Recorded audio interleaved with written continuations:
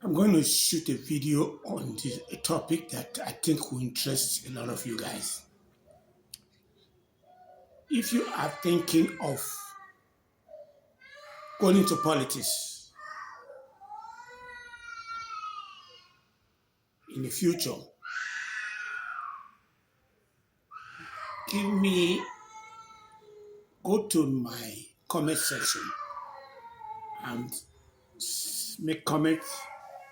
After making the comment, say that I want to be a politician in the future. Or you can send me a text message at 234 7033627981. I happen to be able to be the one that will be able to help you out because when I was in primary school, I had a short attention span that did not allow a lot of people to identify with me. So then when I went to secondary school, when I finished primary school, I flunked out. When I finished secondary school, I also flunked out. I had to be repeating on both. Then when I went to university, I addressed one issue that was very important to me, which is no corruption. I'm not going to eat. And it was very, very helpful to me.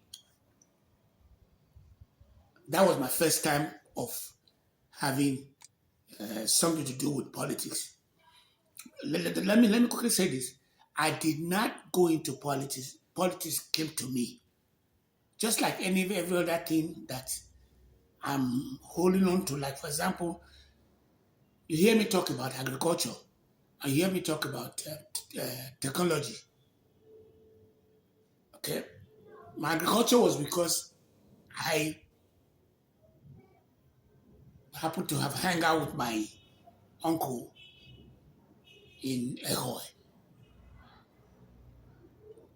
And when I was in secondary school, I had a teacher who lived adjacent to our house.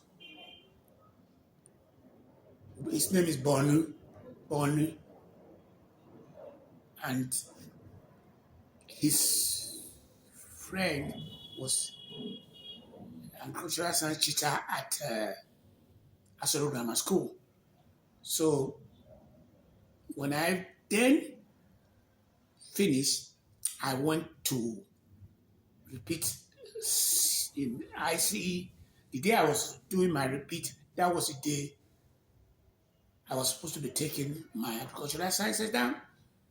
And I've already applied with my certificate of result, which is, I think I only have one credit there. So what I did was to call the panel of judges to order that I have agricultural science test, and I needed to be, I'm from already local government. I'm not going to be able to stay around. I was fortunate enough to have one of the teachers who was also more lighting at this at the IC quickly said, yeah, I can vouch for him. And they just took hire me. That was a miracle. It was a miracle because I wasn't expecting to get that job. And that job was the one that drove me to where I was able to get in-service training and went to School of Agriculture and came out smelling like roses. The one that later put me to the trajectory of going to working for the federal government. So when I finished on the federal government, I knew something was wrong because it was during Shagari time. And it was just the same thing that Asiwaju is doing now that Shagari was doing. He was surrounded by people who wanted to have so much infrastructure, who had spend but not produce. So I tried to question the audacity of the system, and they didn't want to listen to me, so I took off and went abroad. So the point I'm making here is that I'll be able to help you to become a, any of these things that I have done without, which was the roadmap in front of me.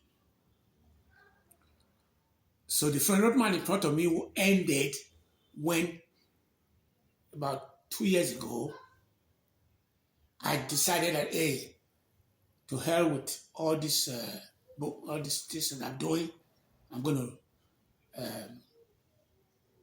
My family was telling me they were going to bring me back to Nigeria, and they did. So what I'm telling you now is that if you want to become a politician, I am going to be the one that will be able to tell you, because there is no right and wrong on how to go into politics. But in my case, I did not want to be there, but I was told. But I did have some fundamental characters in primary and secondary inside Benin that would have allowed the Benin people to have made me maybe senior prefect of my secondary school, or to make me what you call a monitor in my primary school. I had that characteristic, what I call the superpower, which was my attention deficit disorder. So if you're ready to want to become somebody in as a politician, I'll be able to be your mentor. And a mentor doesn't charge money. All they do is to guide you, protect you, and care for you, and give you that the roadmap that will lead to it.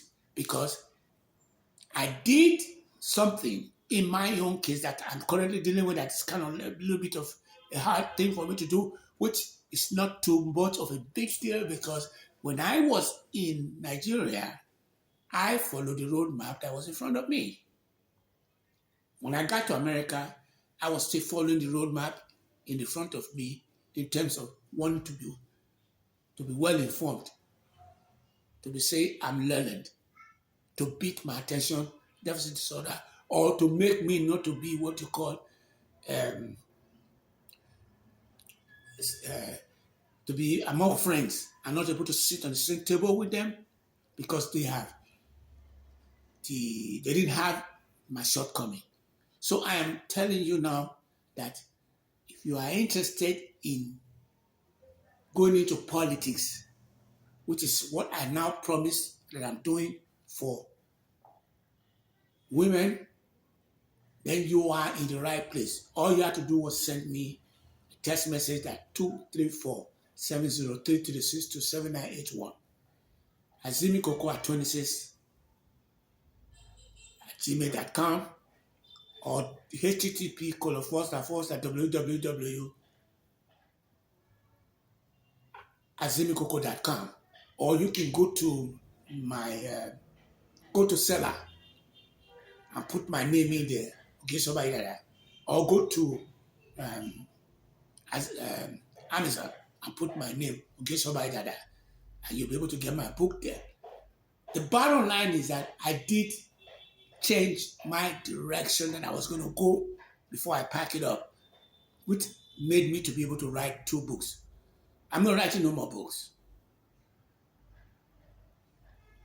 I wrote one, and I wanted to write another one, and both of them are in my own. It's a memoir of me. The first book, I said it was Ogi Baba, which was Ogisoba Idada, and it's about how I was in Nigeria, how I went to America, and how I came back. It's God to guide us. The second book is my Dream Beyond Border, Turning Vision into Reality, which is how my agricultural career has taken me to United Nations, South Africa, Kano, all over the world, saying that, showing how corrupt we are in Nigeria and stuff like that. And both of them are really, they are not books that Fatih Rotimi wrote. The one that was saying, I thought Babalola is dead. I wrote the book so that when you read it, you will come up with a theme of it, and you don't have to do anything so gregarious. All you have to do was just say, okay, I'm, I read the book. We could change the misogynistic practices that was started by us in Benin, by these traditional rulers, by this big DICK, DADDY. Let me pack it up there and say, I've already agreed with one thing too before I finish up. The way it's playing out that I'm back to Nigeria in 2 years, and the way it's playing out for me to be able to reach the next level is like what you call a little bit of it's a little bit hairy. It's hairy because I'm not able to have what you call a turnkey that will just go to the door and then turn the key and be able to go into the next foray. But I understand now, and I don't hold it against anybody. But most of the things I'm going to be talking about is going to affect everybody around me because they are all characters in my speech. And it represents other people who thought they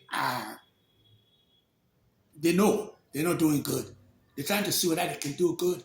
And they are pissed off, mad at those people who are already doing good. I'm going to wrap this up because I want to be able to hit 12 minutes. So, again, I am happy that my hair is nappy. I'm happy that I am not going to change trajectory because I don't have to do this. My family promised that you don't have no wife, you don't have no children, you don't have no car, you ain't got no money, you're a loser. We were going to bring you back. They themselves have children. They themselves have gone in to go and do things that I didn't know I wasn't going to do. And they were kind of surprised. Why according to... The only reason they didn't know is that I had a bottleneck, which they don't know.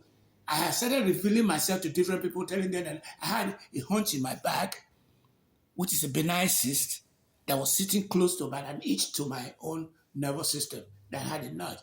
My doctor said if I operate you in America, you will not going to leave the operation table because that is your nerves. That's what you call the aortic abstraction. Aortic abstract, which means it's part of my aortic section, the one that killed Senator Lindsey Graham. If you operate me, it's sitting on my aortic section, which means I won't be able to get out of that table. I try to reveal, and I reveal it to a lot of people around me, but a lot of people that don't still know me find me as a mystery. Some people are looking at big boys who, like Buhari, Asewaju, Obi, Atiku, Clinton, Obama, Putin, Jin Zhong-young, Xing in China, stuff like that. But those people are not successful. Their minds are troubled. They have what they call security detail. They are afraid to be able to walk around the way I'm walking around. I'm going to wrap this thing up, and I'm going to think that you guys owe me because I owe it to myself to keep pushing that I need subscription and I need the help that can be able to lift Nigeria. If you guys don't want to lift Nigeria, that's on you. I don't care. It's the bottom line. So you got my love. Bye-bye.